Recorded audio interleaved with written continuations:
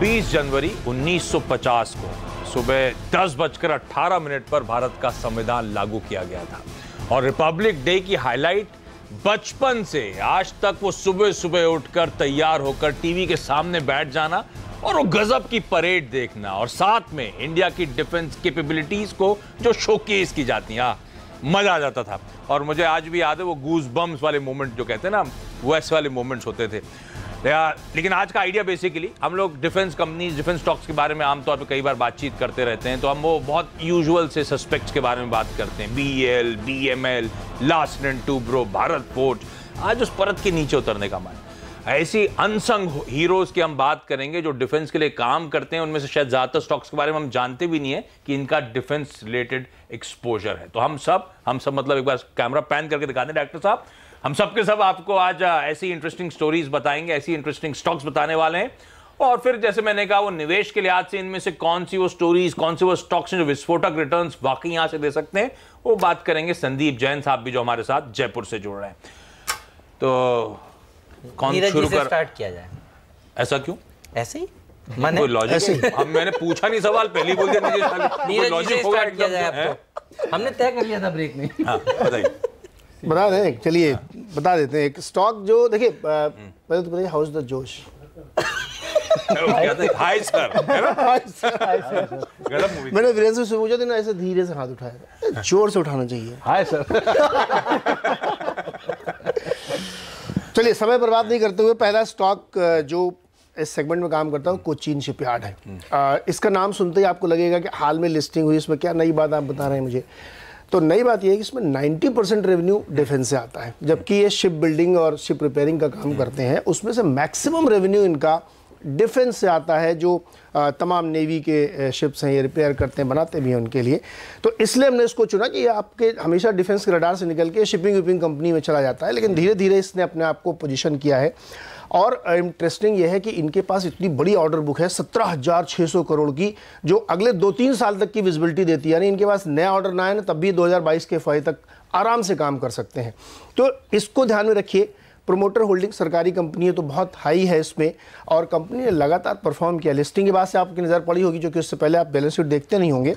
16 से 17% सालाना इनका रेवेन्यू ग्रो कर रहा है उस ऑर्डर बुक को देखते हुए। और इनको ये उम्मीद है कि चूंकि अब धीरे धीरे डिफेंस पे फोकस सरकार का बढ़ रहा है, बहुत ज़्यादा कमर्शियल काम भी शुरू हो चुका है, तो इनको और ज़्यादा उम्मीद है कि आगे बिजनेस मिलेगा। तो इसलिए कोचीन शिपयार्ड डिफेंस प्ले है, बहुत बड़ा डिफेंस प्ले है, इसको अपने नज़र में रखिए, ध्यान में रखिए।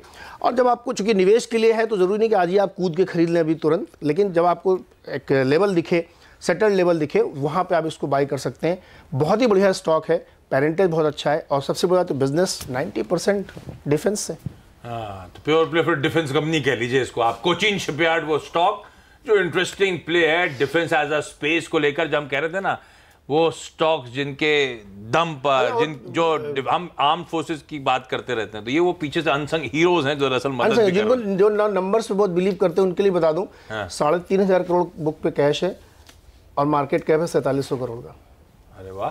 तो ऐसे में संदीप जैन साहब, कोचीन शिपयार्ड ये स्टॉक कैसा है, दाव लगाना चाहिए क्या?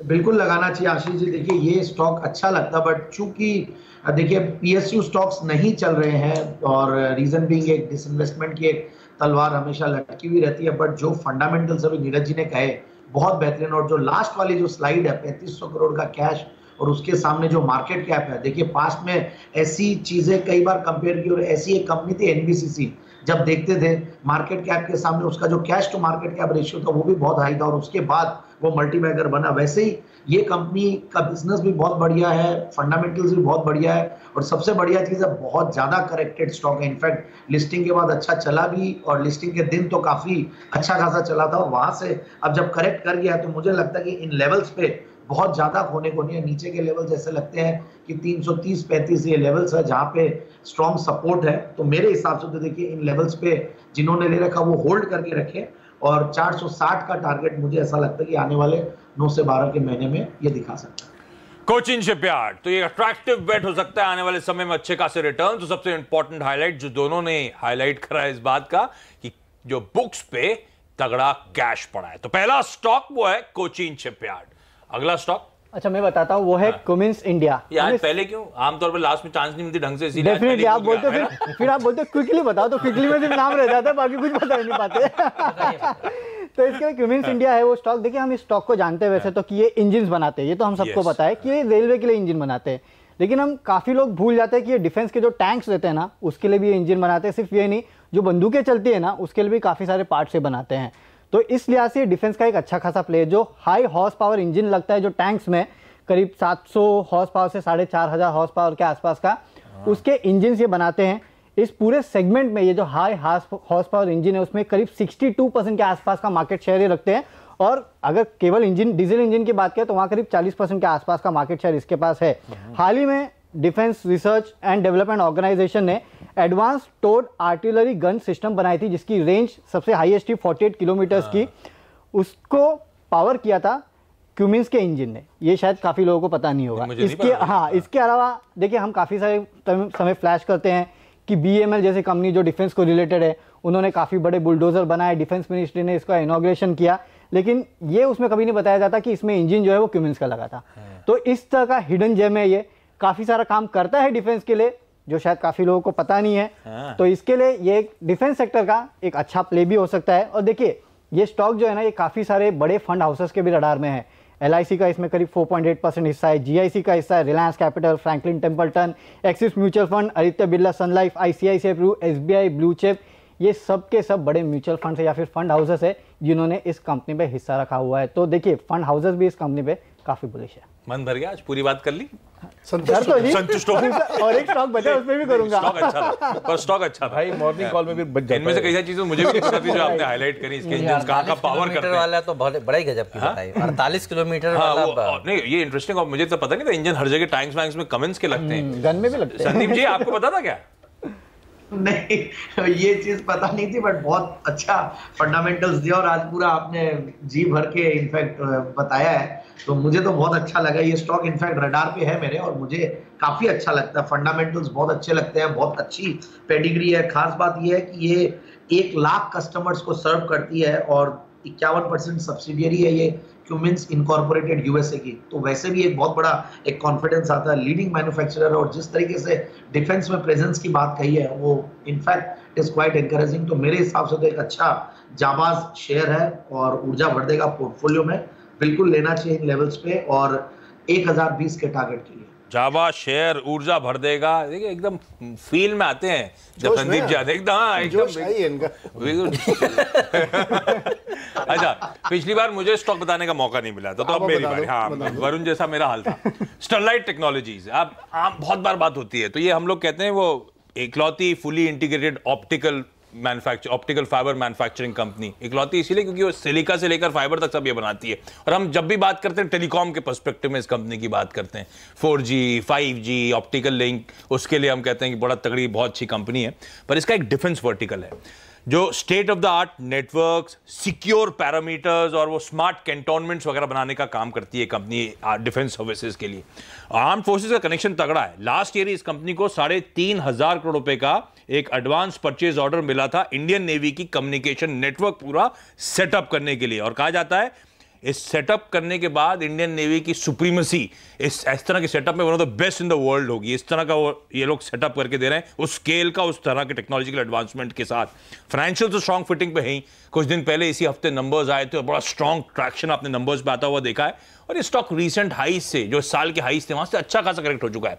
400 प्लस लेवल्स पे ट्रेड करता था, 300 के नीचे कामकाज करता हुआ।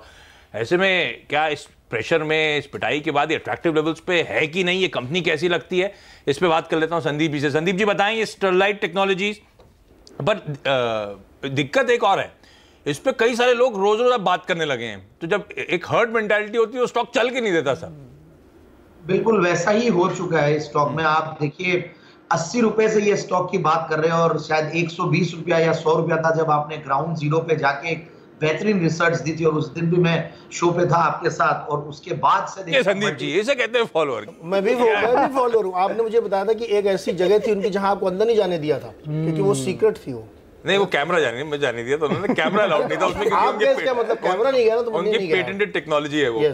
संदीप जी आप कंटिन्यू करें।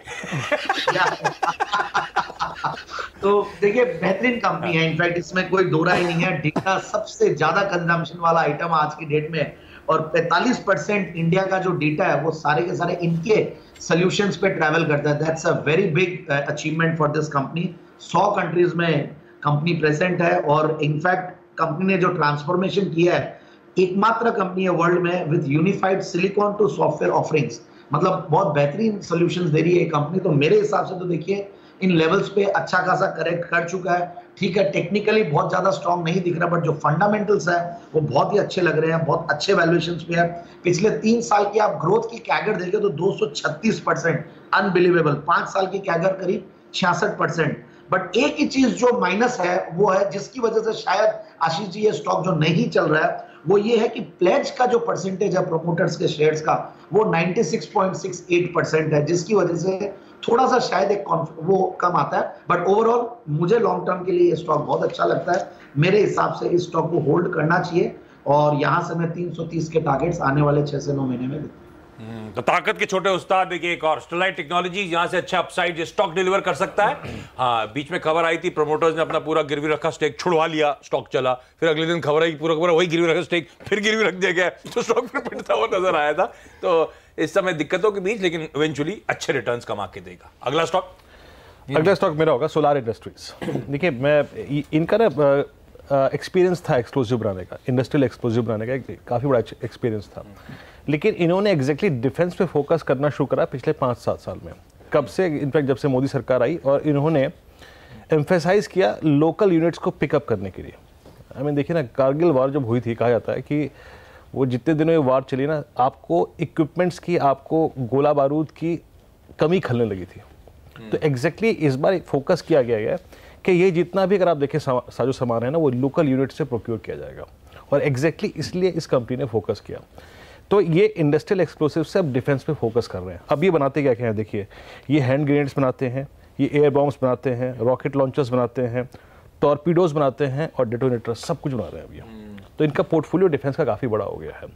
और इसी चीज़ को देखते हुए ना मैनेजमेंट ने कहा है कि बॉस लगभग 2020 तक हम अपना जो टॉप लाइन है वो डिफेंस से 500 करोड़ रुपए का कर देंगे, जो कि अभी करीब करीब 200 करोड़ रुपए का है। तो बहुत अच्छा अगर आप देखें डिफेंस से इनको एग्जैक्टली विजिबिलिटी लग रही है। और इन्होंने ये भी कहा है कि इसको देखते हुए हमको 5 और देशों में और 5 यूनिट्स लगानी पड़ेगी, और टोटल मिला के इनकी 10 यूनिट्स हो जाएंगी। तो बहुत अच्छी चीज़ है इस कंपनी के लिए। और देखिए इसमें आप ये देख रहे हैं प्रमोटर्स की होल्डिंग 73%, इंस्टीट्यूशन की 22%, यानी प्रमोटर्स का अपने बिजनेस पे काफ़ी स्ट्रॉन्ग कॉन्फिडेंस है। और एक और चीज़, आप इसकी प्राइस परफॉर्मेंस देखिए। 2007 में इसका प्राइस था 20 रुपये, और 2018 में इसका इंट्राडे हाई था 1300 रुपये का। आज 1000 रुपये पे ट्रेड कर रहा है। सबसे अच्छी बात यह है कि अब ये डिफेंस पे काफ़ी कैपिटलाइज कर रहे हैं। याद रखिए आशीष, 2025 तक लगभग एज पर स्टैट्स है ना, करीब करीब $250 बिलियन मॉडर्नाइजेशन प्रोग्राम में इंडियन डिफेंस के खर्च किए जाएंगे। तो सोचिए, ये मोदी जी अब कह रहे थे सोलार तो सोलर इंडस्ट्रीज की बात कर रहे थे कि मैं तो सोलर पैनल समझ रहा था, सोलर ऊर्जा की बात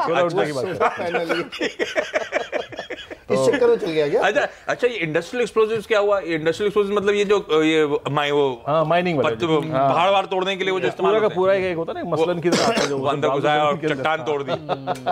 तो एक्सपर्टीज था, उन्होंने एक्सपर्टीज को स्मार्टली अब इधर इस्तेमाल करा। संदीप जी, सोलर एक्सप्लोसिव्स कैसी लगती है?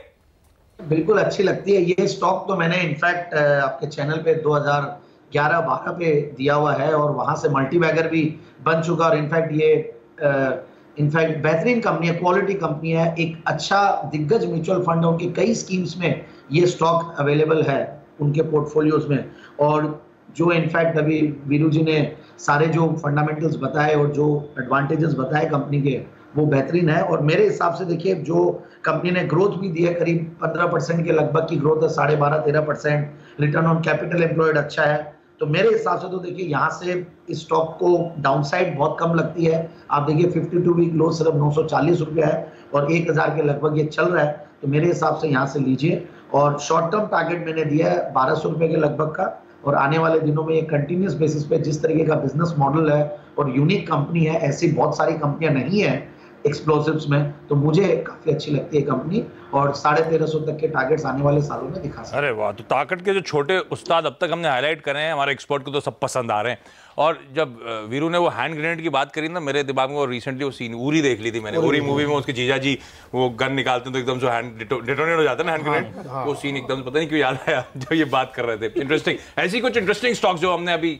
छोटे उस्ताद जो ताकत के हम बात कर रहे हैं, यानी कि डिफेंस रिलेटेड स्टोरीज की, और इंडियन डिफेंस फोर्सेस के अनसंग हीरोज, वो जो कंपनी जो पीछे से काम कर रही हैं, सप्लाई प्रोवाइड करने का काम कर रही हैं, उन कंपनीज के बारे में बातचीत कर रहे हैं, उन पे कॉल मांग रहे हैं संदीप जैन साहब से।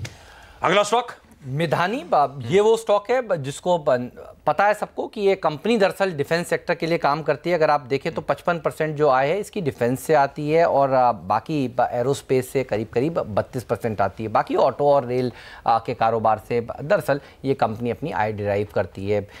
एक स्पेशल स्टील बनाने का कामकाज करती है, स्पेशल एलॉयज बनाने का कामकाज ये कंपनी करती है जो कि दरअसल डिफेंस के इक्विपमेंट्स में इस्तेमाल होता है। इवन जो बुलेट प्रूफ जैकेट्स है, नीरज मुझे अभी ब्रेक में बता रहे थे कि वो भी दरअसल यही कंपनी बनाती है।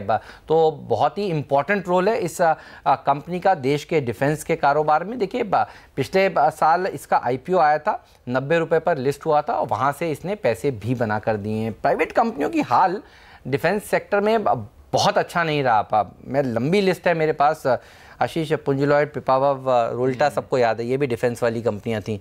सरकारी कंपनियों पर ज़्यादा भरोसा आपको करना चाहिए। क्यों? क्योंकि डिफेंस एक ऐसा सेक्टर है जो सरकार कोई भी टेक्नोलॉजी अगर बनाना चाहती है तो सरकारी कंपनी से बनाना वो ज़्यादा पसंद करती है। इवन अगर लोहा भी अगर उनको खरीदना है तो देखिए मिधानी का ज़्यादा रोल है और एक मिनी रत्ना भी है। इतना ही नहीं, आप देखिए 74% के आसपास सरकार की हिस्सेदारी है, 9% के आसपास म्यूचुअल फंड्स ओन करते हैं और 10% के आसपास का होल्डिंग जो है वो जीआईसी, एलआईसी और न्यू इंडिया के पास है। यानी करीब करीब 19% हिस्सेदारी स्ट्रॉन्ग हैंड्स में है। तो 74 और 19 जोड़ लीजिए तो आप समझेंगे कि कितनी बड़ी हिस्सेदारी जो है वो मजबूत हाथों में है। तो ऐसा नहीं है कि कभी आप खरीदने जाएं स्टॉक को और किसी ने आपको दे दिया ये स्टॉक स्क्रीन पर और आप संभाल रहे हैं उस शेयर को। तो इस तरह के स्टॉक्स के ऊपर आपका भरोसा जरूर होना चाहिए। अच्छी कंपनी है, लॉन्ग टर्म में बढ़िया रिटर्न्स कमाकर देने का दमखम ये शेयर रखता है। मिधानी यानी कि मिश्र धातु निगम। संदीप जी, कैसा स्टॉक, क्या कॉल? बिल्कुल बाय है। इनफैक्ट ये स्टॉक को हमने भी रेकमेंड किया रिसेंटली और बहुत बढ़िया लगता है वैल्यूएशंस के लिहाज से। वर्चुअली डेट फ्री कंपनी है और 17-18 के पी मल्टीपल पे और जो रिटर्न ऑन कैपिटल एम्प्लॉयड करीब 25%, यूनिक बिजनेस मॉडल, प्रोमोटर का बैकग्राउंड का कोई टेंशन नहीं है। तो मेरे हिसाब से तो लॉन्ग टर्म के लिए जिन्हें लेना है बिल्कुल लें और अच्छा खासा रिटर्न्स जनरली आईपीओज में नहीं आया है डिफेंस के स्टॉक्स में, बट इसने दिया है। तो मेरे हिसाब से ये स्टॉक अभी इन लेवल्स पे, बीच के लेवल्स पे है, हाईज और लोज में 177 का हाईज बनाने के बाद 125, तो मुझे नहीं लगता कि बहुत ज्यादा डाउनसाइड है और यहाँ से करीब 170 तक के टारगेट्स के लिए बिल्कुल इस स्टॉक को लेना चाहिए। लिस्टिंग हुई थी, लिस्टिंग के बाद क्या रीरेटिंग होती नजर आई थी स्टॉक की। गजब का मूव इस स्टॉक ने डिलीवर करके दिया था। चलिए संदीप जी, धन्यवाद आपका और आप सबका इस इतने interesting hidden gems, unsung heroes की बातचीत करने के लिए और आप सबका इस खास पेशकश को देखने के लिए। नमस्कार एंड जय हिंद।